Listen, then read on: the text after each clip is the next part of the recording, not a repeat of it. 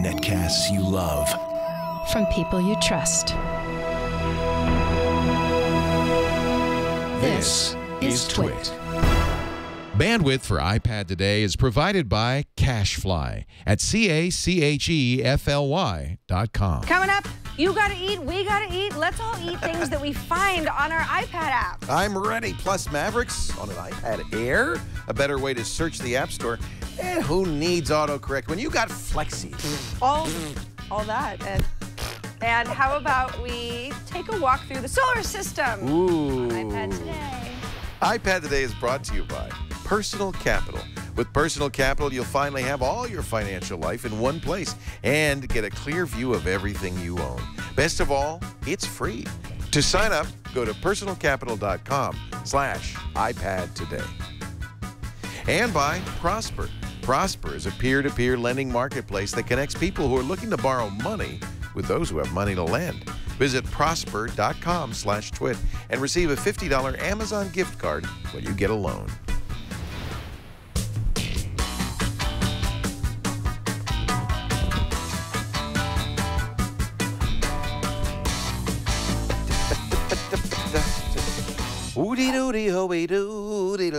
Welcome to iPad Today. I'm Leo Laporte. I'm Sarah Lane. Hey, everybody. Hey. How's it going? This is the show where we kind of show you all sorts of cool stuff you can do with an iPad. Correct.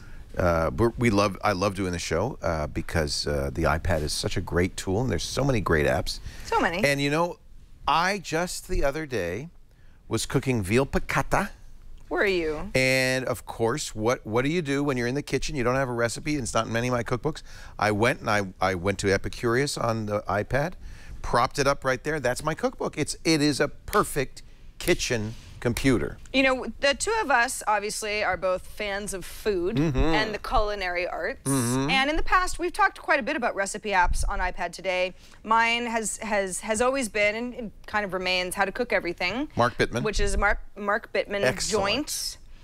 Excellent. I still love it. It's great. Yes. It's not a very visual app. In fact, it's really, it's probably more closely related to a recipe book that doesn't have a lot of pictures than anything else, but it's just very full featured. However, we really haven't talked about food in a while, and there are new apps that are definitely on the scene. I'm ready. That I thought we should talk about. You know, the first app is called Goji, and you might say, well, hold on a second, haven't we talked about this in the past, Sarah?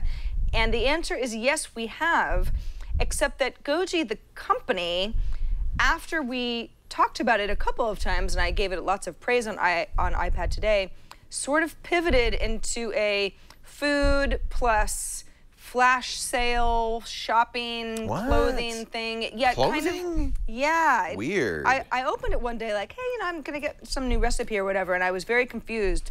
The app was extremely different. Well, the company, they say, by popular demand, has decided to bring it back.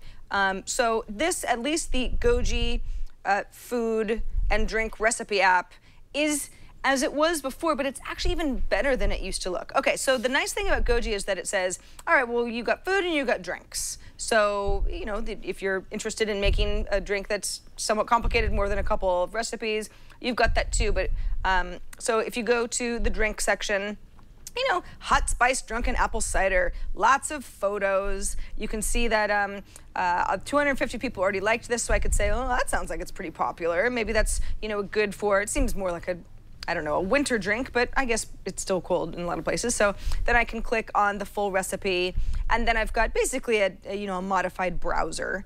And the nice thing about this is that what Goji does is it's curating from a bunch of cool food blogs that already exist on the internet. So Food 52 is a blog that I've never heard of, but maybe you have if you follow a lot of food blogs. And this is pretty much the original place where the recipe came from. So it's a nice way to get a little bit of information from a bunch of different bloggers. Like Greek stuffed eggplant, hello, I want that. Hello. Hello, sounds good. I'll go ahead and save that for myself. What I can do is I can look at the full recipe. I can look at things that are like this. So if I'm a vegetarian or whatever, and I think, ooh, Greek stuffed eggplant sounds great, let's see more things that are like this. Then I've got, well, this is probably going to go more into the Greek categories. Moussaka, yeah. love it. Then the veggie categories. That's actually, moussaka is a good, I use it as a way to test cookbooks and cooking apps. Oh, really? Because there's many, many ways to make it. It's basically a Greek shepherd's pie with lamb. It's spicy, it's curry. But it's like lasagna. Lasagna would be another good one. There's so many ways to make it that I think you can learn a lot about the style, the attitude of the cookbook based on what they recommend you do. Yeah. That looks good. Doesn't it? This is called the Graham Burger. Yeah. It's from Serious Eats. And no question the pictures are good in this. Yes. So if I'm like, all right, I'm ready to make some pelmeni. Okay, that sounds good. Let's just go. So what's nice is that it tells you what you need right away. Yeah. So if you're just like, what's going on here, and you say, oh, I don't know, maybe I could put that together. Maybe I need to buy some bay leaves at the store. Now let's go and look at the full recipe, and then I get a walkthrough from Sassy Radish. So are these are all different like blogs or something? Exactly. Okay. So this is just an aggregator. It's almost as if I've put together a really nice RSS feed for myself. I'm gonna have to get on this. people who make who publish recipes about food and drinks, but I didn't do any of that work.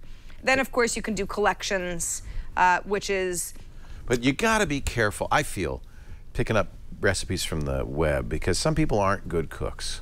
That's true. And they shouldn't have a food blog. That's. So, but if you're a good cook, you can look at a recipe and know. I think anybody who's, listen, if you don't cook at all, then trial and error is the only way to get into it. If you know a thing or two about cooking and you're looking for different recipes and wanting to compare, like there's certain like macaroni and or bean dishes that I think I'm pretty good at, and I'll look at someone else's recipe and I'm like, now you're missing some key ingredients there. You're putting your acid in before the beans are cooked. Yeah, things like that. It's gonna get weird. So then you can do your own filtering. But I love the idea of the collections. Yeah, I've got to host a potluck for my potluck group later this month.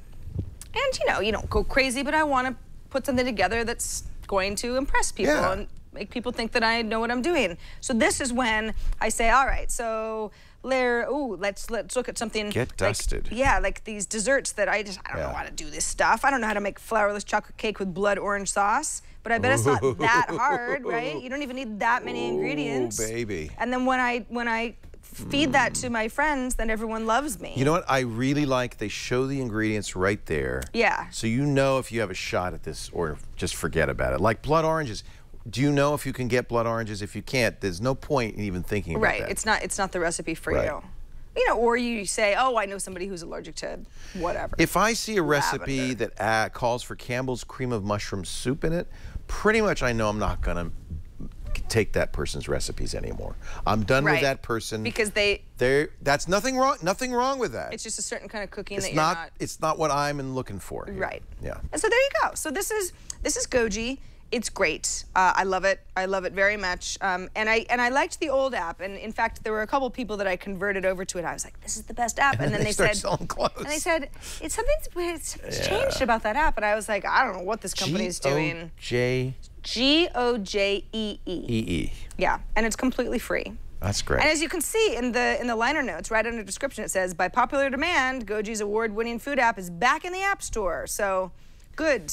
Glad to hear it. I often go to the grocery store without a plan. Not a good idea, of course. I never have a plan either. But it happens. And then I'll look and I'll see what's good and fresh. And then I'll say, well, gosh, I wish I had the recipe. So what I carry with me on my phone, on my iPad, everywhere I go is Big Oven. Do you know Big Oven? This is probably the largest recipe collection there. And the reason I think it's important to pay attention to whether a recipe is good or not is it's got recipes from everywhere. So it's free. It's as you can see, it's ad supported. It has 250,000 recipes in here. Holy crap! So, for instance, I said, all right, I'm going to make. I see some beautiful veal in the butcher's cabinet there. Should I make veal piccata? Let me see. And so I enter veal piccata, and let me see. There are 1, 2, 3, 4, 5, 6, 7, 8. I don't know if we're going to get to the end of this. There are literally 15 or 20 veal piccata recipes. So, but that's good because they're rated by stars. You could see the source. I ended up choosing one from Gourmet Magazine because Nice. I figure I know that Yeah. that's going to be a good source. But they're from all over. Here's a dessert veal piccata pie. I don't know if that's the one I want to make, but you see, and it's not a especially wonderful presentation. Boy, I'm really not thrilled by all the craft ads I'm getting in here. I didn't. This is they've got they've got a craft takeover on here. But I can look at the recipe, see what I need, and then you know what? One thing you also find when you have so many to choose from, you can look at several and say, oh yeah, there's just certain things they all have. You got to have lemon and white wine, for instance. Some have capers, some don't.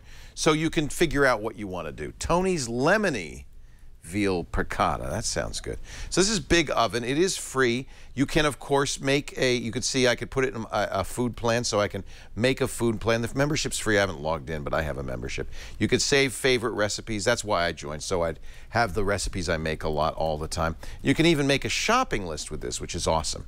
So I use Epicurious a lot. I use Mark Bittman's app a lot.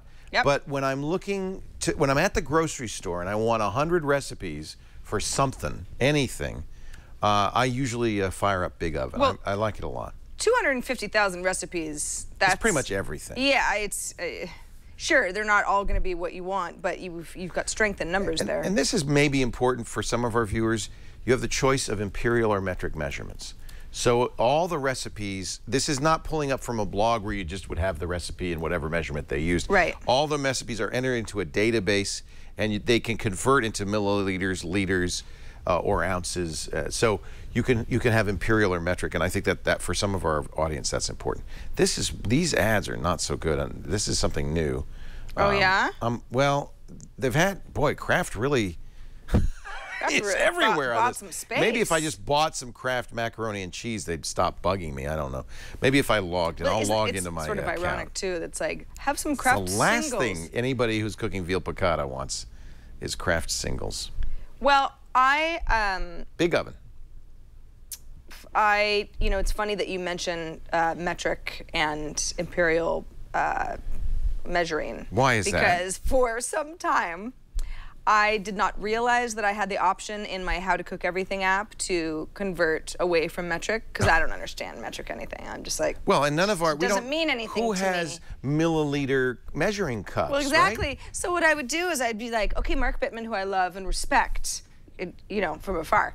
Okay, he says that I need, like a certain amount of milliliters, and so I'd be like, let me convert on Google, and it was ridiculous. And finally, I realized in my settings it was just this little thing that I just toggle. That's a good thing to know. It took me a few months to figure out that I could change that really easily in my settings, and I felt really stupid. But I learned a little bit about metric stuff, but I've forgotten it since then. The other thing I look for when I cook, this is not a cooking show, but I'll just pass along a little tip. When I bake, I always use weight, not volume. So I'll measure my flour in grams. So if you have a scale, it's a good way to go, but you'll also want an app, and Bittman will do this, a good app, especially for baking, that will give you weights, not volumetric measurements, and you should be able to shift over to that, grams instead of, say, ounces of liquid. And that just is more precise? What's the it is. Well, flour is a really, and this is why it happens with baking most often. Flour is a very good example. A cup of flour can be very different amounts depending on how packed the flour is. Sometimes they'll say sift it first, but if you weigh it, it's always the same amount. So when I bake, which I had to stop doing because my doctor said no more baking, but no, I didn't, but he said you shouldn't eat that loaf of bread anymore. Oh. Well, when you bake there's nothing like fresh out of the oven, slather that with butter. Or leftover pizza. Or leftover pizza. That's what I had for breakfast this morning, and then I had it for lunch. You're a sad, lonely person. I'm a sad, lonely woman. Childless, too. Actually, that doesn't mean anything. Cold pizza goes with teenagers. When the kids were growing up, you could have cold pizza for breakfast every day if you wanted. Every day. I don't see why I should stop. It's so good. It's good gourmet pizza. Do you want me to show one more thing, yes. or do you have another one? No, but you go ahead. And I mentioned this before, but I just want to show you because it's so dang good. This is Cooks Illustrated, which if you are a cook and you love cooking and you don't subscribe to this magazine, you should. Of course, there's a paper version, but this is in the newsstand at Apple.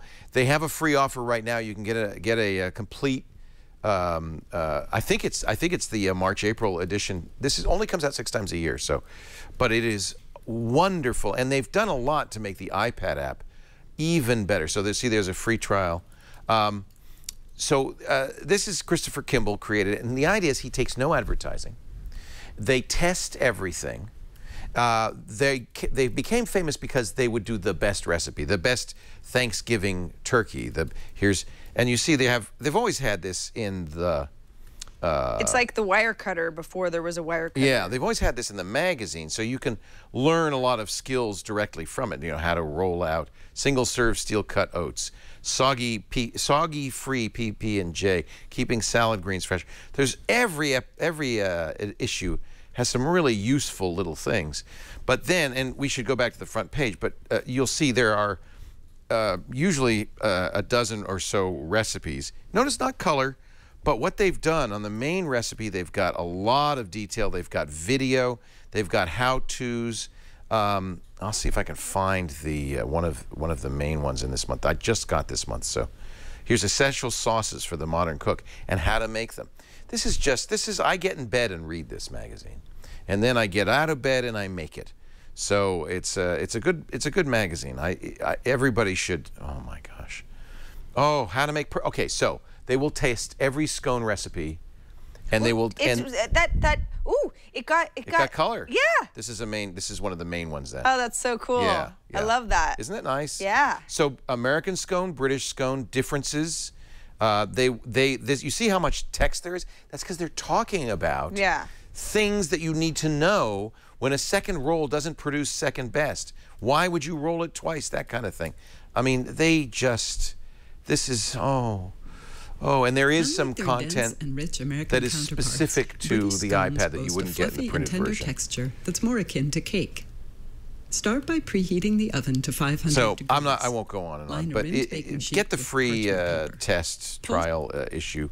I'm a big fan of Cooks Illustrated, and frankly, I stopped getting the paper magazine because it's actually so good on the iPad. And as I said, the iPad, get a good stand.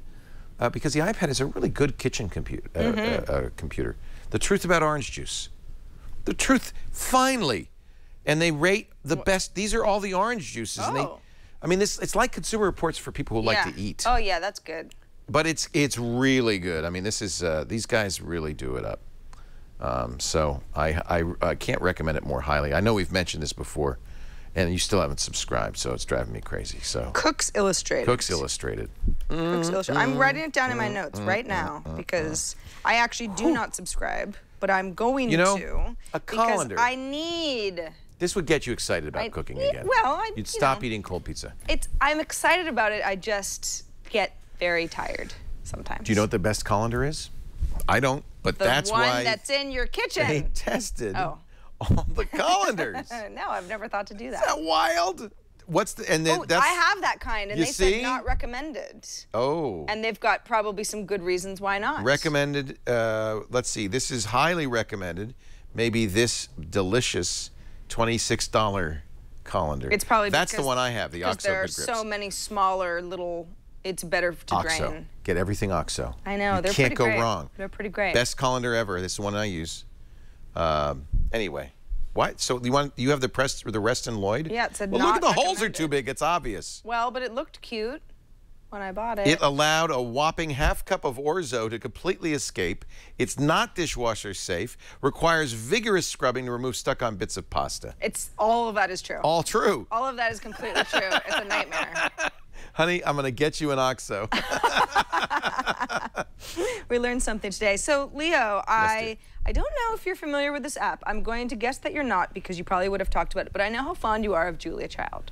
Oh, I love Julia Child. Thought you'd say that. So there is actually Mastering the Art of French Cooking. Is it an app? Julia Child. Oh my gosh. Yes, I know. I knew you were going to be excited about it. It's the real thing. Good golly. Now, it's not every single recipe that is because that's a 3-volume set. Right. It's not every recipe, but it's many recipes. So if we go ahead and say of course I have the 3-volume set. Of course you do. Yeah. Like, I don't know, let's, you know, you want to make your own mayonnaise? Does this have any of the TV show? Oh, I always make my own mayonnaise. You don't buy store-bought mayonnaise, do you? I don't really eat a lot of mayonnaise, but... Oh, I do. You would if you made it. Well, you know, I've made aioli once in a while. Well, that's mayonnaise. That's the same thing. Yeah, so you've got your... It's emulsion of eggs and oil, you know. There you go, yeah. Egg yolk and oil sauce. And it's all about, you know, the tools and hand beating it. Recipe intro, you've got that here. Here's the, you know, the introduction, right? Then you've got additional information and variations. This is all extremely easy to understand. See, so I have the books, but they're stained. Oh, that's just how you pronounce it. I have the books, but they're stained, and I have a cookbook stand and everything, but this just seems like the iPad is perfect. Yeah. Oh, they have video. They do. Why make your own mayonnaise? Because it tastes so good. It's fresh lemons, fresh eggs, good fresh oil, and it's so easy to make in one of these machines. If you have a Cuisinart. Once you've made your own, you'll never go back to store-bought. Now, I have in this machine 1 whole egg and 2 egg She's yolks. just very enthusiastic. I love her so much.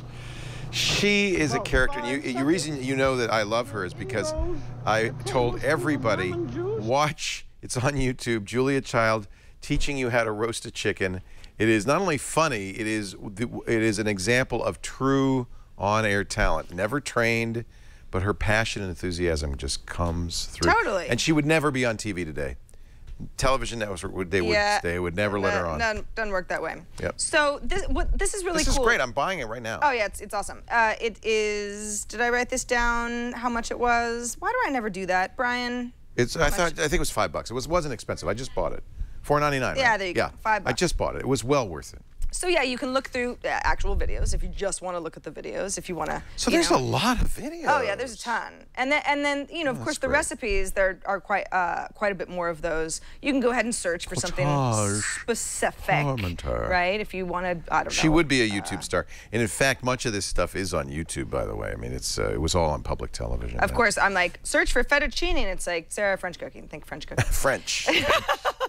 You'd do better off if you search for coq au vin. Yeah, right? I'm making that tonight. Really? Yep. Oh, coquille Saint-Jacques. There you go. Scallops. That's the most wonderful. Oh, la Parisienne. Doesn't that look good? Oh, my goodness. Tell us how, Julia. Oh. If you're looking for scallops in your fish market, you'll probably find 3 different kinds. These are the little New England Bay scallops. Sweet as a nut, always very expensive. And these are the great... Don't you just want to just watch? And here's the nice thing about, I feel like, even that extremely dated video. Doesn't matter. It doesn't matter because all you're learning is technique. It's the content. Yeah. And the passion. Right. And the joy she has in all of that. It's That's so right. wonderful. That's right. I know, it's good stuff. It's fabulous. So hey, we've got Goji Big Oven, which is great for recipes. Cooks Illustrated. And then you've got Mastering the Art of French Cooking. 4 apps that, well, Goji, I guess we technically have covered on the show before, and you've definitely mentioned cooks. Oh, I mention cooks all the time. But we really haven't talked about food in a while. No. And you can see we both love doing cooking. Right. That's all I really want to do is eat. And then I need to recharge and sleep sometimes. Cook, eat, and sleep. Cook, eat, and sleep. Exactly. Yeah. So hopefully that helped. And if you have any other ideas, of course, please do send them to iPadtoday@twit.tv. Of course, if you want to go over the show again, or maybe say, you know what, they talked about some cool apps. I don't really remember what they were, but just watch the show. Leo and Sarah are such cool people. You can send them to twit.tv/IPT. You don't have to call us cool. You can say that we're awful, but that we still have really great ideas, and that would be fine too. We don't care. Just whatever. Just whatever, you know. You know, you can hate watch us. I'm totally fine with that. I think there actually are people who do that. I'm sure not there this are. show. Everybody loves this show, but there are. There's some hate watching watchers. going on. I like that. Did you just make that up? No, I did not make up that term. I think that sounds like a lot of the internet. That's like me when I watch Newsroom. Yeah, that's a hate watch. I can't even bring myself to watch it. Well, it's, you know. But I know what you mean. If you're watching it, you're hating it. Sure. But it's like, hey, if you're hate watching us, we still somehow provide a sliver of entertainment. And that's the job. You'll learn things like hate watch. Yeah, exactly. If you want to watch us live, we're actually not recording this specific show live because I'm going to be... You mean you aren't really here? I am a ghost. Yeah. I am omnipresent. I am everywhere. I am a hologram and a robot. So if you would like to watch us live next week when I am back in the studio. Stepford host. 12:30 p.m. Pacific time on Monday, 3:30 Eastern time on Mondays. And thanks to everybody for watching. Oh, I'm sorry, did did your computer program run out? Yeah. Yeah. It's like, our show today brought to you by Personal Capital. She's going to loop in a moment, so we got to get going here. With Personal Capital, I love this. In fact, you may have seen its founder, Bill Harris, introduce Personal Capital to us a couple of years ago on triangulation. He came in. He was one of the CEOs of Intuit, a CEO at PayPal, knows a lot about finance, about money. We talked about money, but he said, you know, you got to try this thing, Personal Capital. I did, and I love it. The problem is, if you're over the age of 18, you probably have a complicated financial life. Bank accounts, credit cards, maybe you've got a car loan or a house loan. And they're all on different sites with different passwords. I'm hoping, you said last show that you have a 401k. That's good. You're planning for the future. I'm hoping you have a little retirement planning. Maybe you have some investments. All of that's great, but you cannot do the planning without having a view of what you've got. And Personal Capital does that. It gives you a beautiful, single screen, real-time, intuitive graphical interface to your money, so you know what you got. And then it will pinpoint if you're paying too much in fees, if you're getting bad investment advice. It'll give you investment advice on how you can allocate your assets to guarantee you'll have money when you retire. You shouldn't wait to do this. I don't care if you're just, you know, coming out of college. Now's the time to start planning for it. They even have a great investment check app and, of course, the mobile apps and desktop apps, too. Personal Capital. You know, I didn't mention, this is free. Costs you nothing.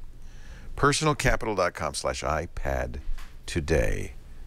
Personalcapital.com/iPad today.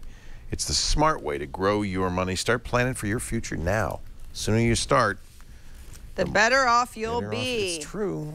You know that you see those graphs of how exponentially much more money that you have. We're having a 401k meeting at TWIT in I think next week with our HR. And you know, Lisa said, we don't have to do this because everybody knows. And I said, I don't know. When I was young, I wish somebody had kind of bonked me on the head and said, put just a little bit away. Put a little bit away. Money, baby. Money, baby. Money, money, money. Makes the world go round. Bow, bow, bow, bow, bow, bow, bow, bow, bow. That's, yeah. The robot is back. I understand. Sarah, robot. Sarah. I understand pop culture references. Pop culture. I am hip. I am and here, with it. Hip with it. Okay, so Gabe in Miami Beach pointed us to, we mentioned earlier on the show, Mavericks on an iPad Air. What's going on? Yeah, I don't understand that. So he pointed us to a hack over at tidbits.com. Well, I love Tidbits, Adam Angston Company. That successfully, although it's quite limited, does get Mavericks, OS 10 Mavericks, which of course is, you know, it's OS 10. We're not recommending this. Do not do this. No, don't do this. It's a bad idea. It's just interesting to see what is possible. And I think that the point of this is, and they say, you know, if you read the article, they say pretty much nothing even works. And it wipes out your iPad. Yeah, you'd have to restore again from something backed up. And they say if you don't understand intricately how backups work, don't even think about attempting There is a point to this exercise, though, because Mavericks is written for Intel. Yes. The Intel processor. That's what's in all Macintosh computers. Right. But your iPad is not running an Intel processor. It's running an ARM processor. They're very, very different. The fact that you can run Mavericks on it tells us something. It tells us Apple has been quietly behind the scenes making sure that their operating system, OS X, works not just with Intel, but even as shipped, works on an ARM processor. That's kind of a shock. I know. And it does lend some credence to the rumors that future Mac laptops might be running on ARM chips. ARM gives you some real benefits. They're not much slower. They give you a much better battery life. And now with these A7 chips, these are, as many have pointed out, desktop class processors. You now have a processor in the iPad, in the Air, and the Mini with Retina display that is desktop class, that is good enough, more than good enough to run a laptop. So I'm thinking Apple must be moving in that direction. Right. Yeah. And that makes sense that eventually you want the two operating systems to, I mean, maybe not act exactly the same on different devices, but act more alike than they do now. It gives you a lot of flexibility, exactly. too. You're not tied to Intel, for one thing. Right. Apple and makes as a developer, that's their own good chips. too. Yeah, A7 chips. So, yeah. Very interesting. Kind of interesting stuff. Yeah, so definitely check out we'll put the article in the show notes. But yes, don't try it at home unless you're like ready to go nuts. It's for academic purposes. But, you know, and I got to say, there are people out there who think this is the coolest thing ever. I remember they put Linux on an iPod. You know, remember we showed that on the screensavers. People will do nutty things. Just because you can. Because you can. What are the limitations here? Let's see what we can do. Yeah. So we got an email from Pam in Brisbane. That's how they say it down there. Brisbane. Brisbane. She says, since updating to iOS 7.1, I'm having real problems with iMessage. Me and you too. Really? Only now, huh? It keeps telling me. Just happened. It keeps telling me that the messages from my iPads have failed, but they've been sent. My iPhone no longer connects with my iPad. I'm not sure what that means. Has anyone else complained? Love your shows. Now that's an interesting conundrum that you're having on your iPad, because this happens on my iPhone every once in a while, where if I were to send you a text message and you know, iMessage was down or something, I would get a you know, it's like the little red exclamation point showing me that there was an error, but iOS 7 will send as an SMS instead. Right. And then it'll be a little green bubble instead of the blue one. But it will work eventually. Yeah, it's basically Apple saying, like, unless you change it in settings, because you do have the option to say no, never send as SMS. It wants your message to get through, but that would not apply. Well, I guess if you had a cellular plan, yeah, then it would apply on your iPad. I'm the wrong guy to ask, because iMessages has never really worked right for me. And every time I say that, everybody sends me emails saying, "Oh, it works great for me. You're crazy. It's a great product." You're not Do you love crazy. it? No, iMessage is the worst. Okay. And here's the reason that it's so bad, Pam. And this, I don't know if this has anything to do with what your issues are, but I will say that it's a wonky product, and that is messages on my iPad and my iPhone pretty much mirror each other. If I open up all of my conversations that I'm having, I'm not going to do that right now. Pretty much is not enough. It should be 100% mirror each other. Right, but when I look at iMessages on my Mac, it's a whole different story.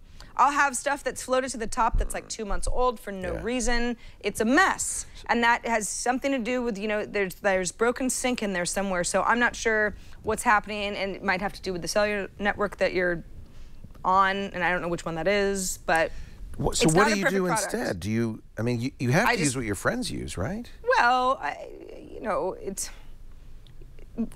I would say the majority of the people that I'm texting also have iPhones. Right. Not all of them. It works best if you're, and of course one would expect this from Apple, if you're in a 100% Apple world. Sure, but iMessages does work pretty well. But even then, it's not, no, yeah, I mean, the only real difference is that I see different color bubbles, and I say, oh, that person's on an Android phone.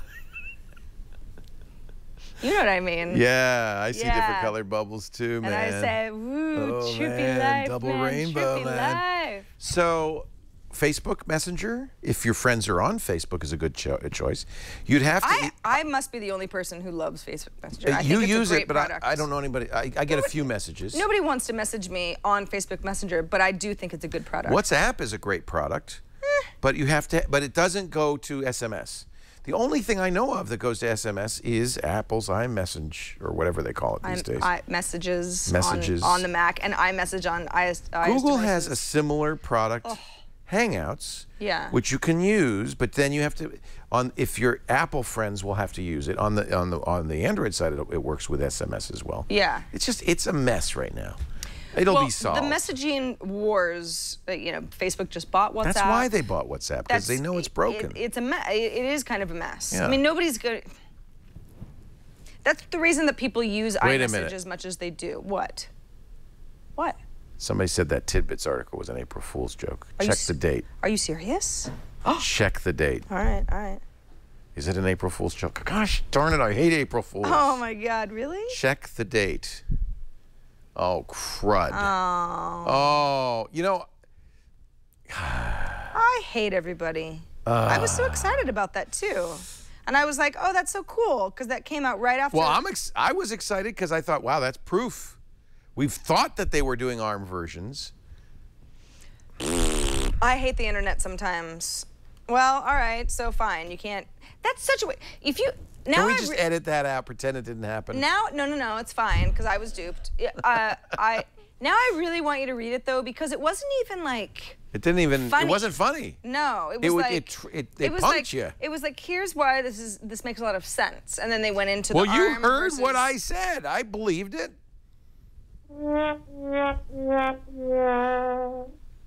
Oh yeah, I was in on it. Ha ha. Oh, you got me. Yeah. You got me good. All of us. Whatever. Now I'm mad.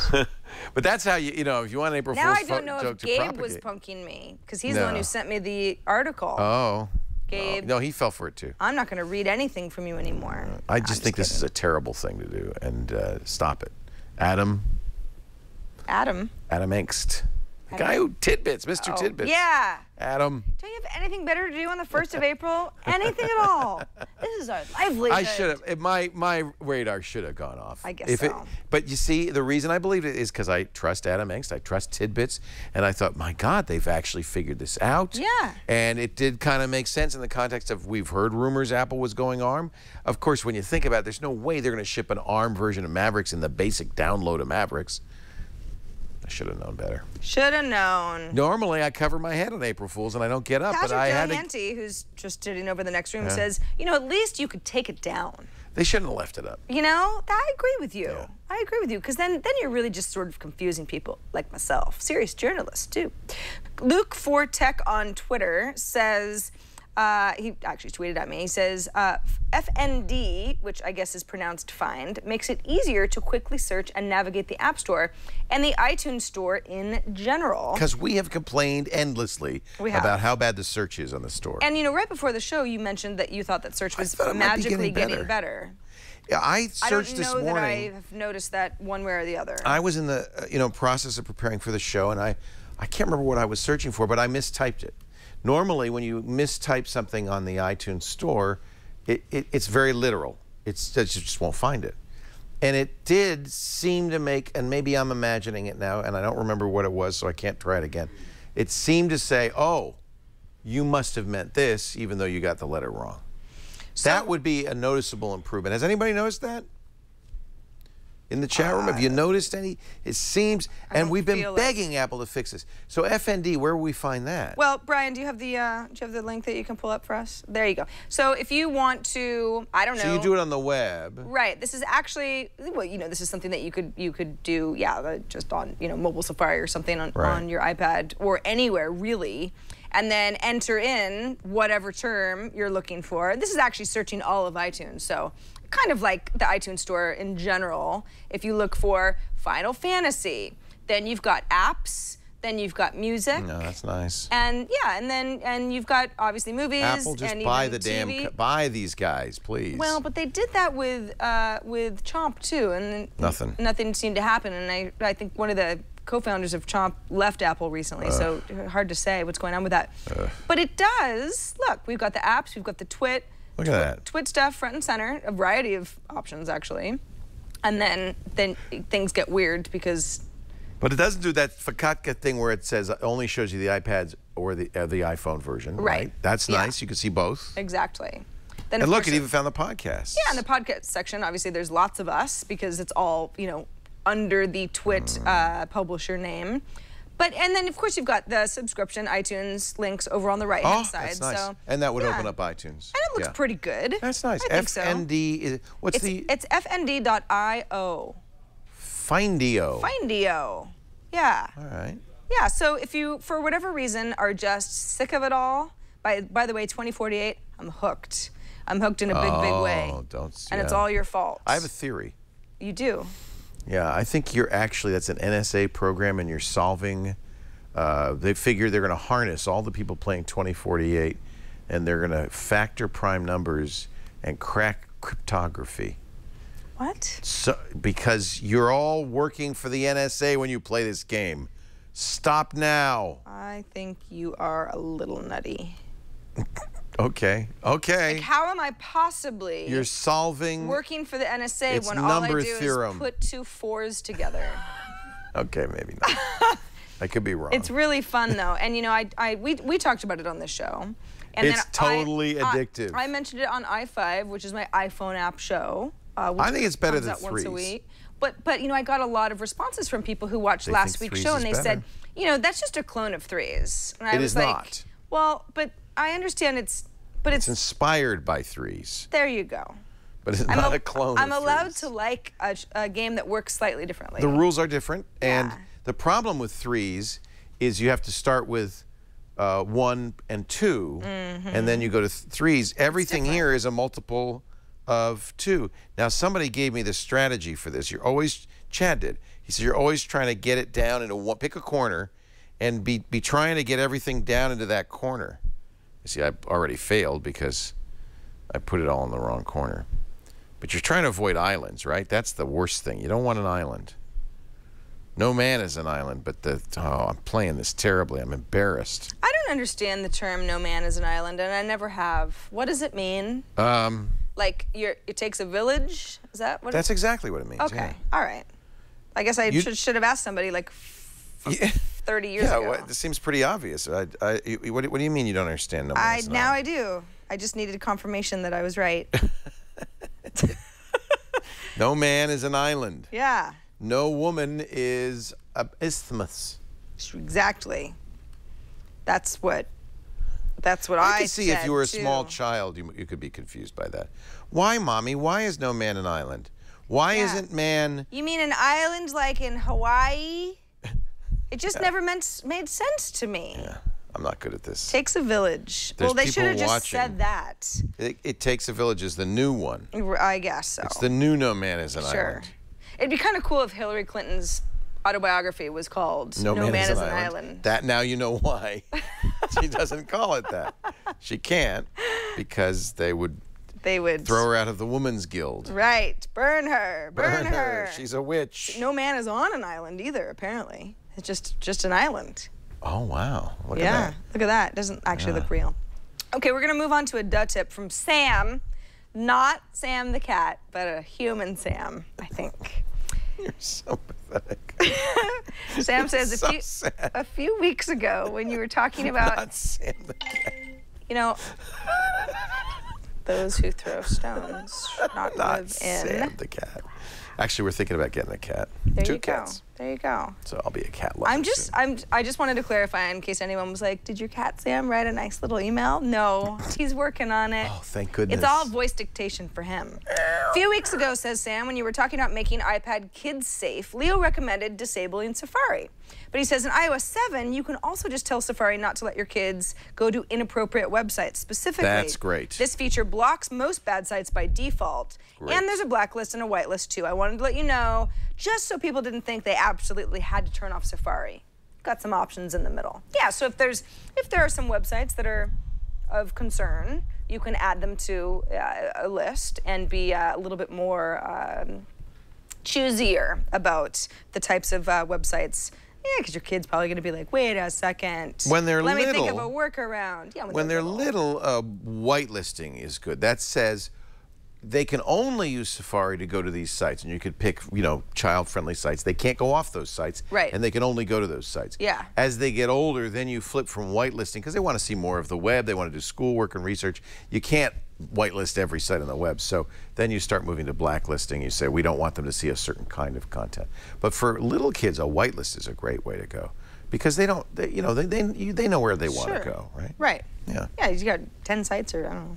It works with email too. If you're worried about kids having email, using a whitelist for email means that you can only get mail for mom, dad, grandma, and grandpa. That's a great thing. Then the kid can kind of get used to email, and grandma and grandpa can write to the kid, but there's no risk of I think I've heard spam. of that, especially in with younger kids, but who are really used to using computers and tablets in school. Then you'll have there'll be a little thing where the parents all you can add the other students.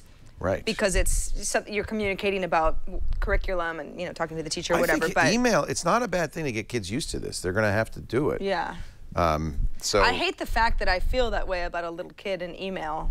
Haven't we figured something out better than email? Well, what I'm hoping is, yes, not. there won't be email in 10 years. It'll be something better. But like what? But what? Yeah. I mean, this is the best we could do from the U.S. Postal Service. Yeah. But that's not gone away either. Right. Although, we'll see.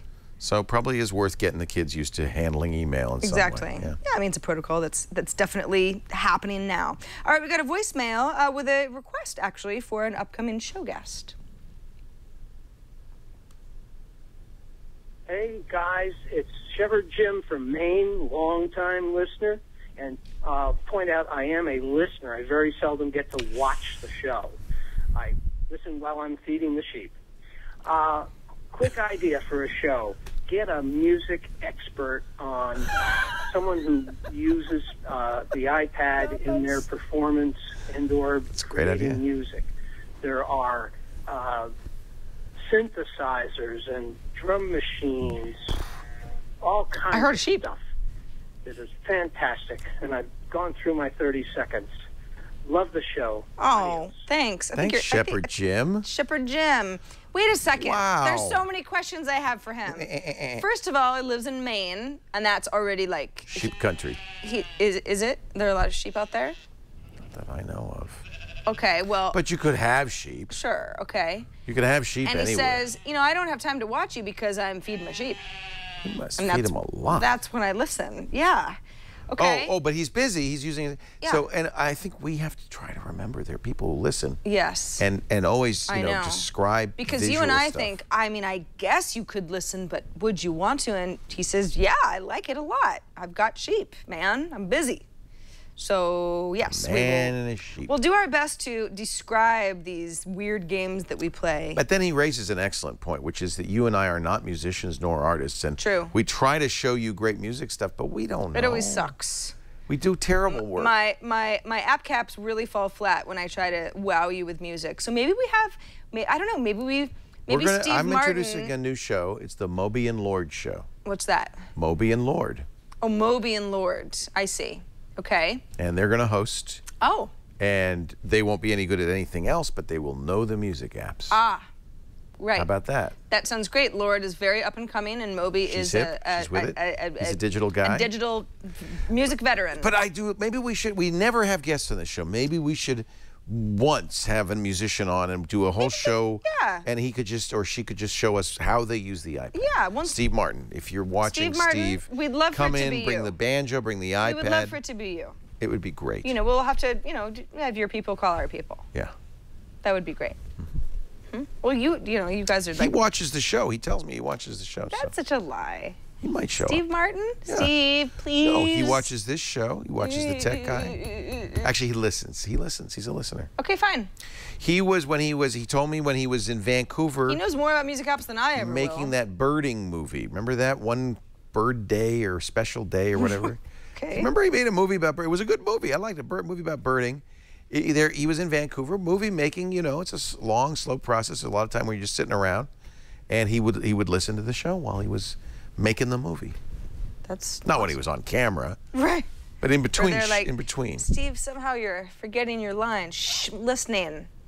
Yeah, well. Scott Wilkinson. Birding. The thing is, I don't know. We need to find a person who uses the iPad in composing performance. Yeah. Probably what we want is a DJ, right? Somebody who's using it to do her performances. I know a few people, actually. It doesn't have to be a famous person. Yeah, no. I think we've got some options. Yeah. I'll definitely look into that. But I'll tell you, Jim, when we start doing the sheep applications, you're #1 on the list. Oh, We're going right to you. That's right. It'll be a sheep show. Not next week, but quite soon. In fact, Jim, I'm just curious, are there sheep applications on the iPad? I think that there are.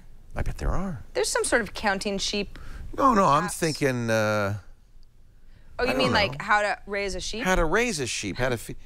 I think when this app has some sheep. Look. There's very likely. There you go. Right there, that's a sheep app. But he has real sheep. He doesn't need virtual sheep like the rest of us. Okay. You know what? Sheep launcher. No, he doesn't. No, we're not. No. Not sheep happens. No. No. But Find was good at that. It found all the sheep apps. Good grief, Brian. What do you call? So you call it when you're raising flowers, horticulture. When you're doing vegetables, it's agriculture. Yeah. When you're doing it in water, it's waterculture, aquaculture. What do you call it when you're raising sheep? I think it's also agriculture, right? Maybe it's just another kind of agriculture. Because I don't know. I don't know. I'm not even going to make a guess here because did you hear that I don't know. They've discontinued? I guess when you get bought by Google for $3.2 billion, you don't really have to make your product anymore. Right. So the guys at Nest said, you know, we're not going to make that smoke detector anymore. Turns out you could turn it off by waving at it. And who would have thought this? But when there's a fire in the house, people often go, ah! And the smoke detector would stop. And then they think, oh, it's over, and they get back in bed. And then they're Didn't burnt happen, to a crisp. but they're afraid, so they, instead of fixing it, maybe they'll fix it. I don't think they're going to fix it. I think it's, we got 3.2 billion. I think this is a very bad idea. Well, no, they said that they were going to fix it. I thought that's what I heard. They actually turn it off. We're totally off the rails right now. They turned off the feature. Yeah. And they can push it, if you're on Wi-Fi, and most of these are, they just push it down the line. And suddenly you can wave it. Well, it has to do with cooking. Because the main reason you want this feature is you have a smoke detector near your kitchen and you make bacon and you want to turn it off. And what I do is I just bring my little iPad Today clipboard in and I go like this. But really, with the Nest smoke detector, you can just go, this is not the fire you're looking for. And it turns it off. But that turned out it was, they didn't fix it, they just turned it off, Scooter. Scooter X says they fixed it. I think they just turned it off. And they're not selling them anymore. Well, that's probably a good thing since it doesn't work very well. Because the first thing I do when the smoke alarm goes off is panic and run around my house like this because I want it to stop. And I'm not even thinking about a fire yet. I'm just like, that's a very loud noise. Patrick Delahanty says that sheep farming is called sheep farming. Oh. He looked it up. I was never going to get that. It was on Wikipedia. Okay. Sheep farming. Sorry, I don't speak your lingo, sheep people of Maine. You know what I do speak, though? Very good movie. Sheep people of Maine. Do you speak peer-to-peer lending? I would like to be better at it. Okay. I like it when people lend things to me. You know, in this world, there are two kinds of people. Right. People who need money, want to borrow money, people who have money to borrow, but to lend. Wouldn't it be cool if we could just bring those two people together, do what we'd call peer-to-peer lending, just eliminate the middleman, just boom. That's what Prosper does. This is Silicon Valley's answer to the loan system, peer-to-peer lending. What would you do if you knew within 72 hours you could have $35,000? Would you pay off high-rate credit cards? Would you do a home improvement project?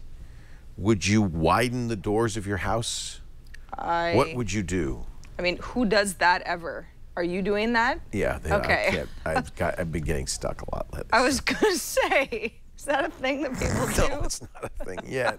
Not you know yet. what I would like to do? Widen my doors. If I keep making my own homemade mayonnaise, it might be. Maybe. Anyway, if you need money and you got a great project you'd like to do, maybe even start a business, you got to go to Prosper.com. Prosper.com is Silicon Valley's answer to personal loans. With their innovative peer-to-peer lending process, there are no outrageous fees. There's no rising interest rates. You'll never set foot in a bank. 2 million people now, lenders and borrowers. Over $900 million in funded loans. This is not a flash in the pan. This is great. So here's what you do. Go to prosper.com/twit. You could check your rate right away. Just fill out a form, some basic information. You'll get your credit. Your rate without affecting your credit score. And I like that. For a limited time, Prosper is offering Twit viewers a $50 Amazon gift card when you get a loan. Go to prosper.com/twit. That's a special site just for our viewers. Up to $35,000 in just 3 days and a $50 Amazon gift card when you get a loan. Prosper.com, not affiliated with Amazon. For gift card details, visit prosper.com/twit. People point out that there's a bank, at the bottom of the webpage. It's the loans are handled through a bank, and that's because of the laws in the United States.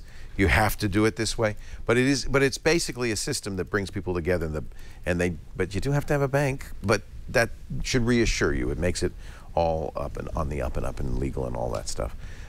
It's really a great idea. Prosper.com/twit.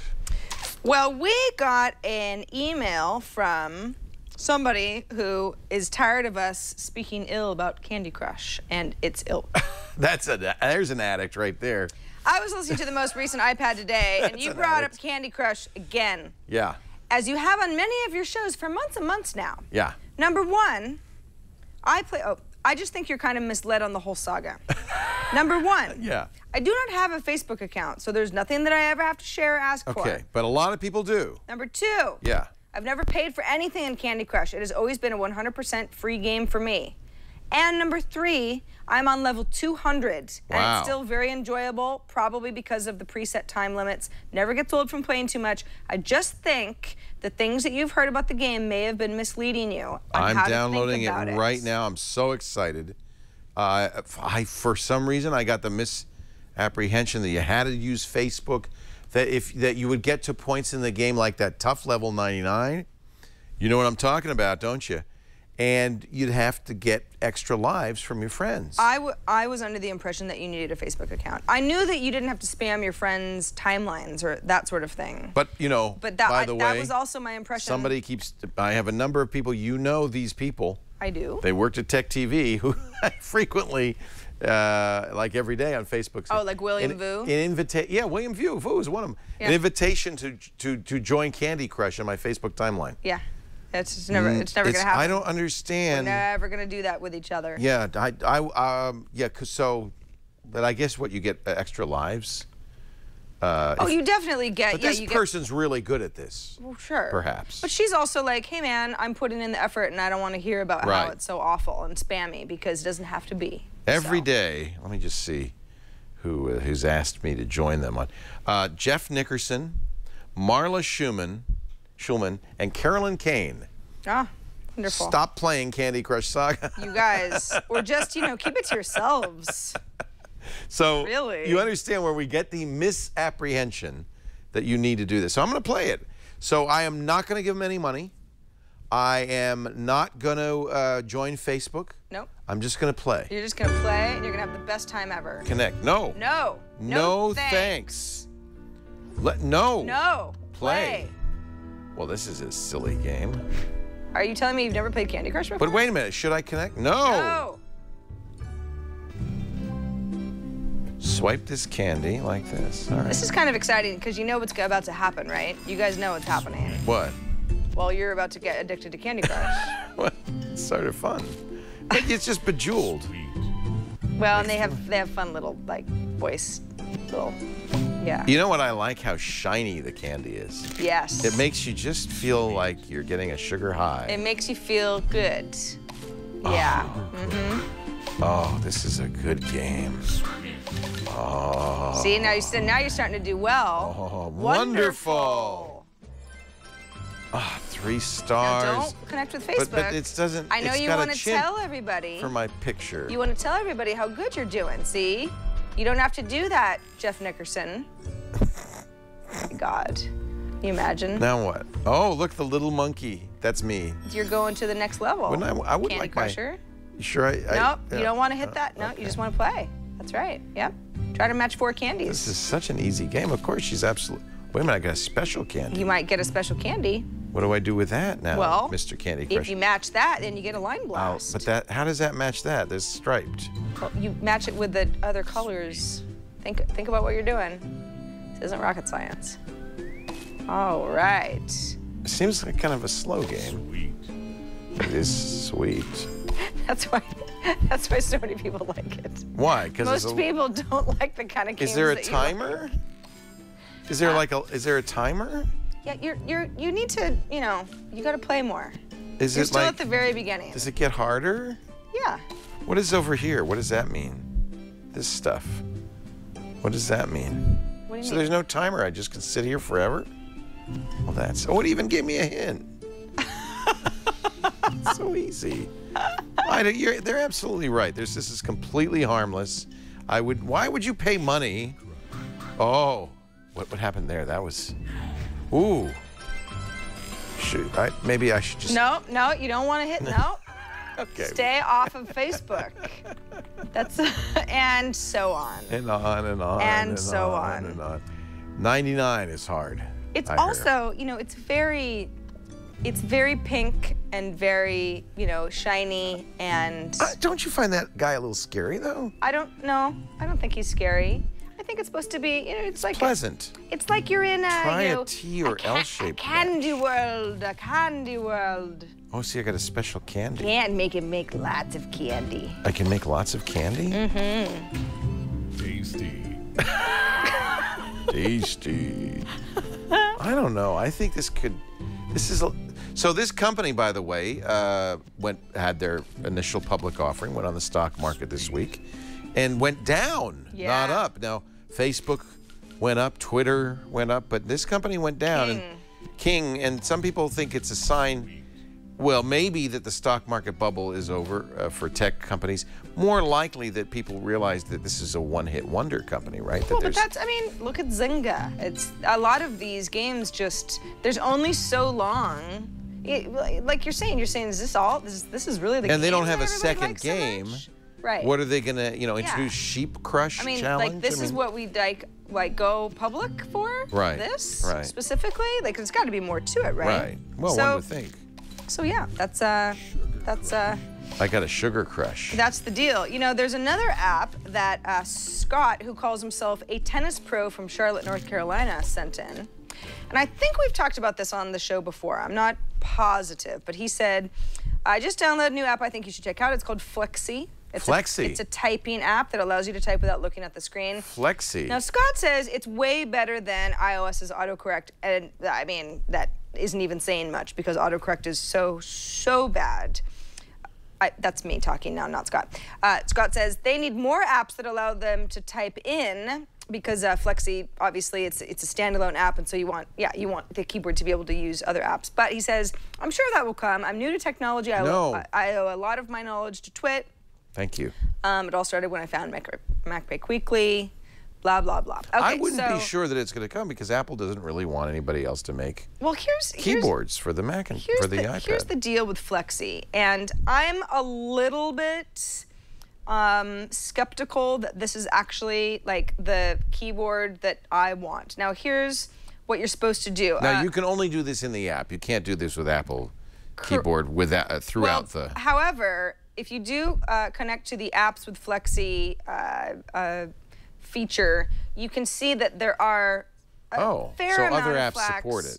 Yeah. Launch Center Pro, I think, is the only of these. I looked at this list earlier that I actually have on my iPad that I try to use with some regularity. Doodle Plus I've got, and a couple others. Do you do a lot of typing in Doodle Plus? No. Okay. No, I don't. No, I don't. But the idea behind Flexi is, so I'll just go ahead and let's see the settings. If the tutorial I had to look at a couple times because I didn't really get it. To space, flick right. Okay, so you do this. Flick down to change the suggestion. Also works with punctuation. Add punctuation. Flicking right twice. Oh, this Flick left is too to complicated. delete. I've already, I can't. Okay, well, hold on. Is there candy? No. Okay, so Sarah. So I'm flicking right. So I see that there are some other options. So this is a whole it's almost gesture-based typing. You're right, Leo. This is not some trivial learning curve. This is kind of like difficult. Right. What's up? And you can see. Okay, wait. It said flick right for punctuation, right? Yeah. Is that what it's? Or no, flick down for punctuation. It's very. I can't. I'm not. So now what? See, but I can see that there's It's very frustrating. Well, no, I'm sure. What is this, a game? Is this a torture? No. What? I don't get it. I don't get it either. Oh. So look. Oh wait. Okay. Oh. All right. So. Flexi. No. Dang you, Flexi. Hard. Why does typing have to be so hard? Oh, I'm getting it. So Shag. the deal is. What? It's what like that a farware shag? What is it suggesting? Look, this is basically. I wrote the word what. And why would you place shag right after what? Because it's a 4-letter word that I might have been meaning to type. Because it was close based on predictive text, basically. Got it. So if I'm like, no, that's not right. So it's not guessing what the next word will be. It's still trying to figure out what the first word is. Okay. Well, see, that's dumb. I don't like this app. This is too much. From Grin Grim Dum Drum Afar Trim. trim your, sir. What are you typing? Well, I was just playing with it. Okay. Okay. Wow. Doesn't SwiftKey have a? Didn't they make an app for the? Oh, that's what it is. SwiftKey. Yeah. I like SwiftKey. That's what we've talked about on the on the. So forget Flexi. Maybe I don't know. Maybe I'm just. No, I'm not. I don't know. I'm not going to tell you that this is not an app that you should use, but trying to sort of get used to it. I think you get the idea here, folks. I think you've got some work to do here. Now, SwiftKey has been around for a long time on the Android side. It is okay. I'm probably starting to get this a little bit. A far trim 4? Question mark, question mark, question. Can I show you SwiftKey? Because it really is a better. Yes, please do. So SwiftKey's been around for a long time on the Android platform. Now, it has the same problem as Flexi. You can't replace the Apple keyboard on the iPad. So what they give you is a note program, which you can connect to Evernote. I won't do that right now just to save time. And, you know, I think this... Oh, and it just types for you. Yeah, well, sort of. It has a better prediction algorithm. The other thing that's great about SwiftKey, this is the tutorial, obviously.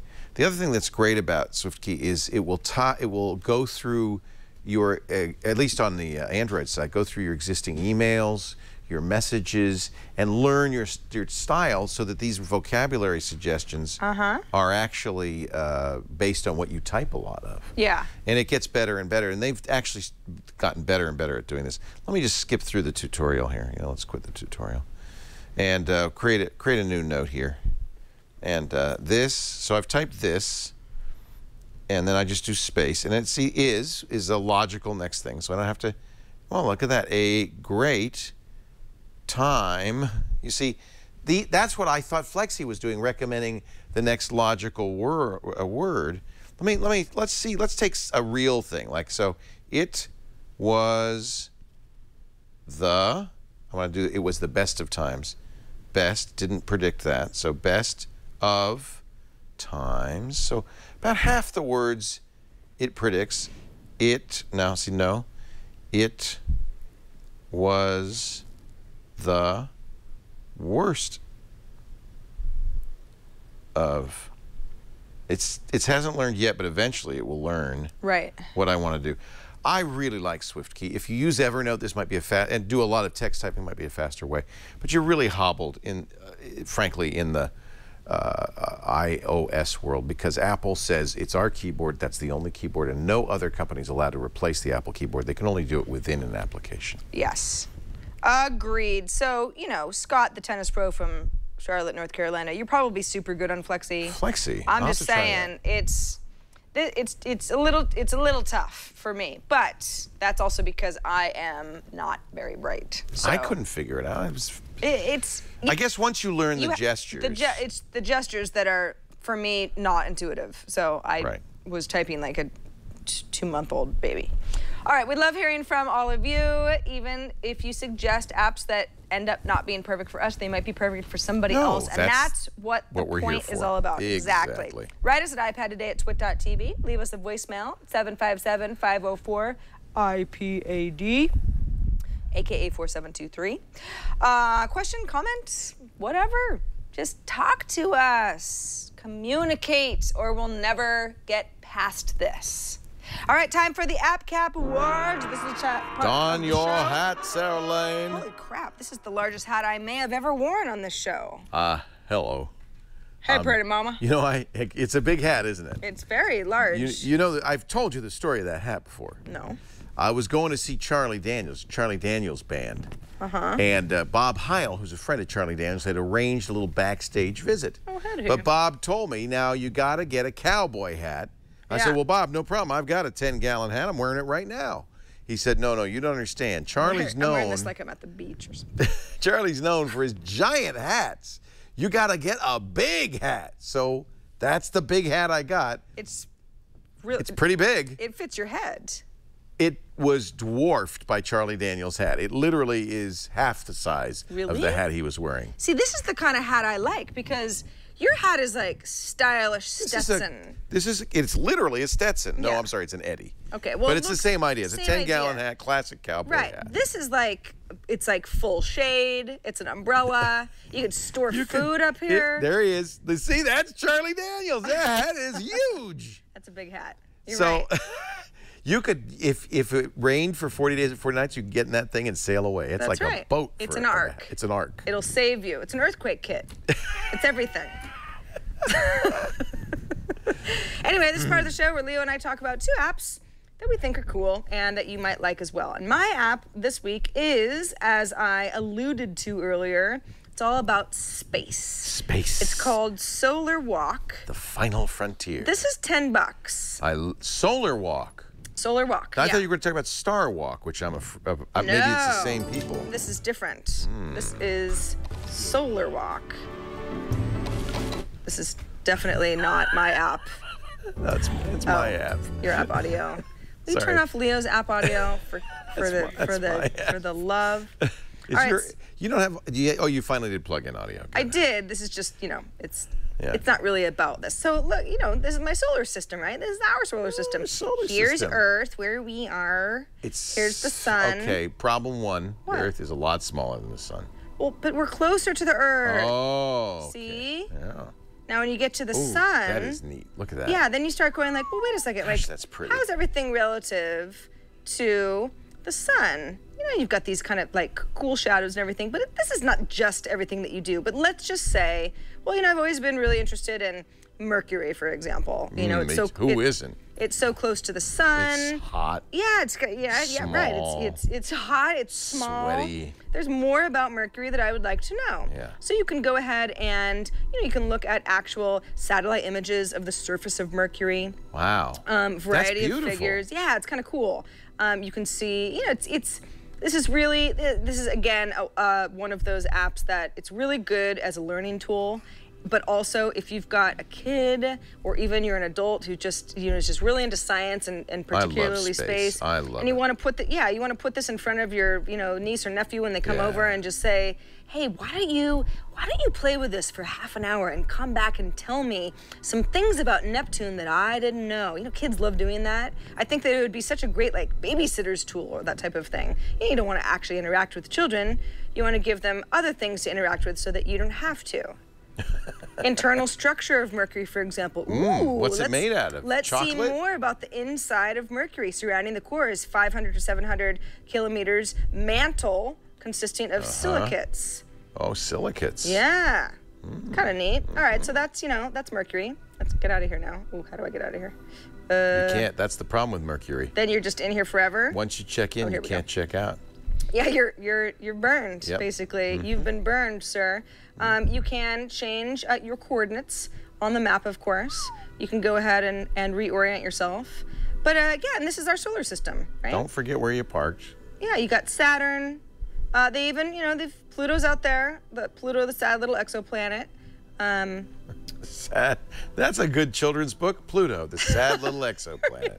I think you should write that, Sarah. Now, Leo, do you remember what year Pluto was first discovered? No. Because I believe it was 1931, am I right? It was when I was in 3rd grade. That's amazing. Yeah, there you go. 1930, sorry. 30, I was close. 2nd grade. I was close, but that, again, that's just kind of fun. It's just fun little trivia. Pluto, of course, doesn't have as many images as something like Mercury because it's way the heck out there. But I don't think you could take a picture of Pluto. Well, I think it doesn't show up. An educated guess. Yeah. I mean, that's it. That's as big as it gets? Well, no, it gets quite a bit bigger. Can you get closer to Pluto? I just did that. You were too busy playing with your dumb app. Now I'm getting ready for and not paying attention to my cool app, even though I have the floor. And then, of course, you can read about the sun. I don't know. I found this... this reminds me of everything that I would have wanted to have when I was forced to study the planets in school and never thought that they were all that exciting. Oh, but when you see them like that, though, it's beautiful. That's what. Yeah, I mean, this is the way to do it. And of course, there's a variety of settings. You can see a variety, you can add some extras. There's a shop if you want to buy a variety of like satellite imagery type things, if you're really getting into this. But in general, again, it's $10. It's not for everybody, but I think if you've got a kid who's on the cusp of really getting into astronomy and just kind of facts and trivia about our solar system, this is just a fun way to start. Yeah. Solar walk. Solar walk. Yeah. That's not part of it. Beautiful. $2.99. There are a lot. $9.99. Ooh. Oh wait. It says $2.99. Why did I say $9.99? Oh, that's wonderful. It's on sale. Is that the iPhone version? Click the iPad button. Suddenly, it's yeah, Brian, you're always $2.99. showing us the iPhone version of this. Same price. I'm just kidding. Yeah, it's $3. Sorry. Never mind. That's good. You know what isn't? What? Free? What? Candy Crush Saga. It wants 99 cents. It says, I only need one more jelly. Play on for 99 cents or give up. Well, I guess I'll give up. What is that? I mean... I think you just have to start over on the level. Like on level 1? You just retry. You retry level 7. Oh, well, that's not so bad. So you can keep playing. See, they confuse you, though, because you're like, I don't want to give up. I wanted to give them some money. Yeah, I don't want to give up and start at 1. Give up? What's this give up?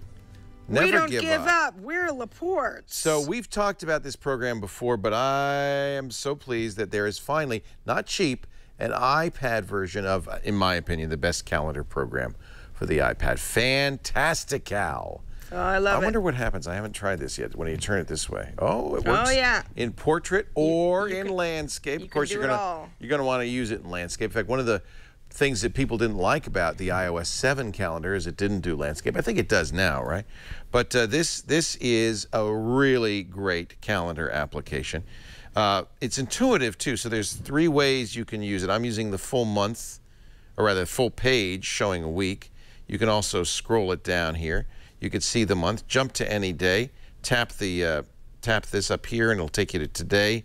Tap and hold. It's got a picker. You can go to any day, any year, very easily, very quickly. I really like that.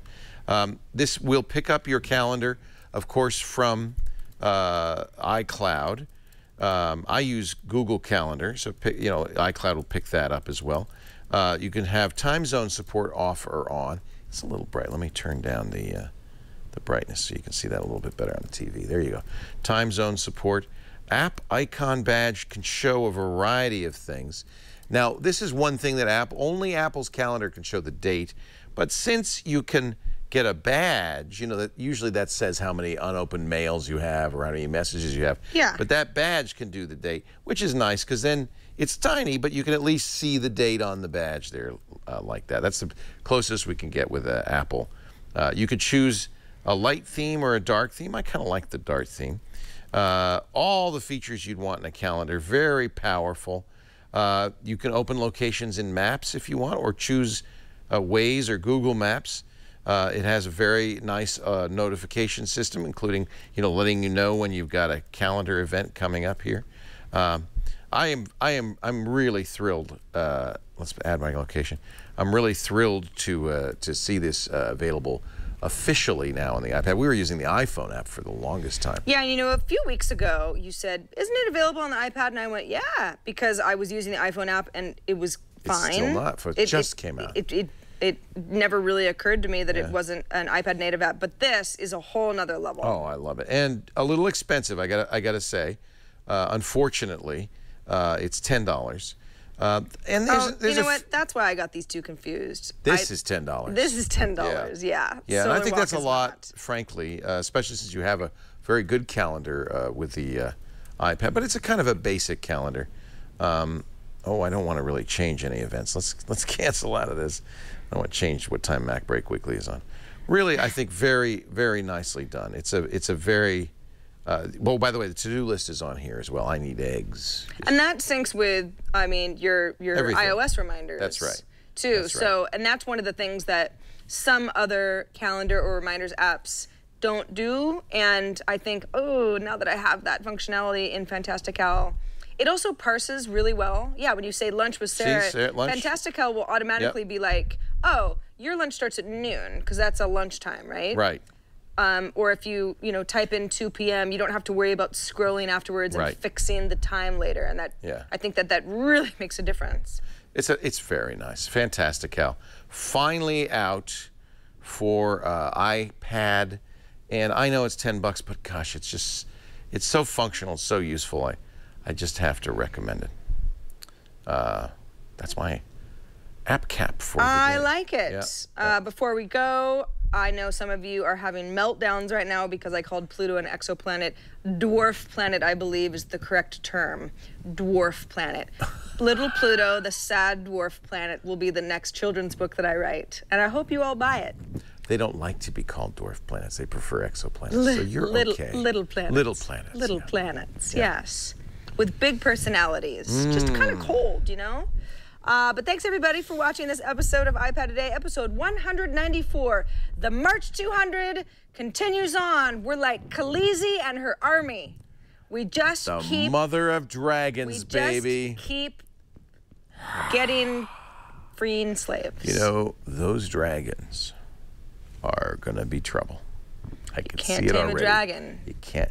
He told her, Khaleesi, you can't tame a dragon. And she says, psh. Pshaw. She says, beep, Pshaw. Let's go get that town over there. Yeah. How many miles is it? We're doing it. By the way, do you know what that dragon was eating? I do. A sheep. Shh.